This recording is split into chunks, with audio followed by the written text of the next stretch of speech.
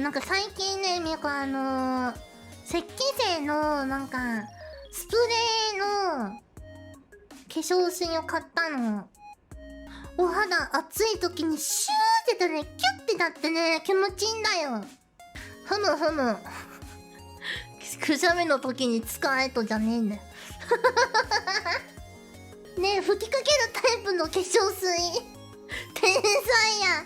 これでお肌の調子も上がるし、浴びたーができるで。